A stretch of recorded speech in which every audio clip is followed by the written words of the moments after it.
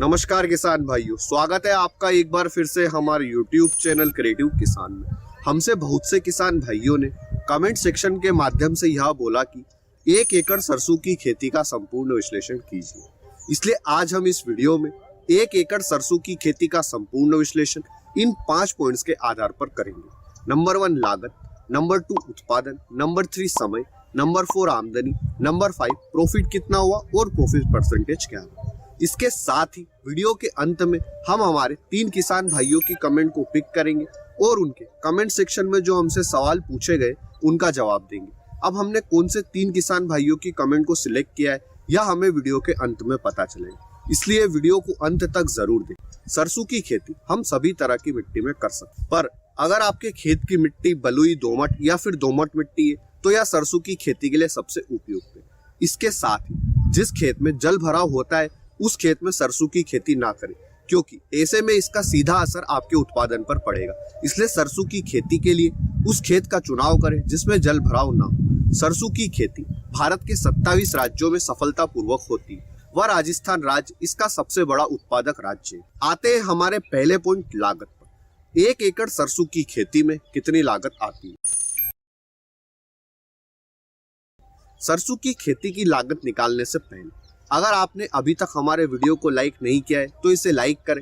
हम इस वीडियो पर 2000 लाइक्स का टारगेट रखते हैं, इसलिए लाइक करके फटाफट से टारगेट को कंप्लीट करें। और अभी तक हमारे चैनल को सब्सक्राइब नहीं किया है तो इसे सब्सक्राइब अवश्य करें। 1 एकड़ सरसों की खेती के लिए बीज की मात्रा लगेगी 1.5 से 2 kg। हम 2 kg लेते हैं।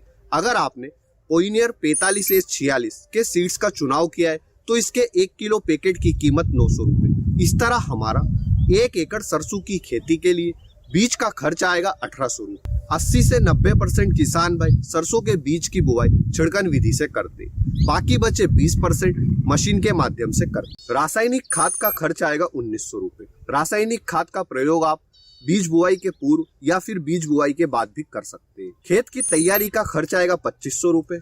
सरसों की फसल को रोग व कीटों से बचाने के लिए हमें स्प्रे करना पड़ता है, जिसका खर्च आएगा 500 रुपए। फसल की हार्वेस्टिंग का खर्च आएगा 1000 रुपए। खेत से मंडी तक का खर्च आएगा 1000 रुपए। अब यह खर्च पूरी तरह से निर्भर करता है कि हमारे खेत से मंडी की दूरी कितनी है। इन सब खर्च को जोड़कर 1 एकड़ सरसों की खेती की लागत आएगी 9200 रुपए। सरसों की खेती की लागत पर एकड़ 7000 से 9000 के बीच में ही रहती है। हमने यहाँ पर देसी गोबर की खाद के खर्च को इंक्लूड नहीं किया है, क्योंकि अगर आपने खरीफ के मौसम में देसी गोबर की खाद डलवाई है तो आपको रवि के मौसम के लिए देसी गोबर की खाद डलवाने की कोई आवश्यकता नहीं। आते हैं हमारे दूसरे पॉइंट उत्पादन पर। 1 एकड़ सरसों की खेती से कितना उत्पादन होता है?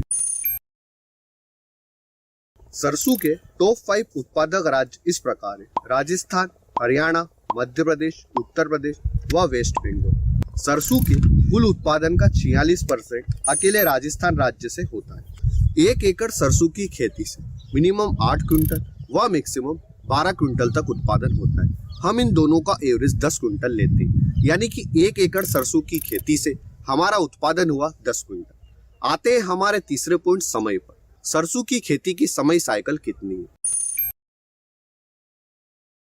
सरसों की बुआई का सबसे सही समय सितंबर के अंतिम सप्ताह से 15 अक्टूबर के बीच में। इसके अलावा भारत के कुछ राज्यों में 15 अक्टूबर से नवंबर के बीच में भी सरसों की बुआई होती है, पर ज्यादातर किसान भाई सितंबर के अंतिम सप्ताह से 15 अक्टूबर के बीच में ही करते हैं।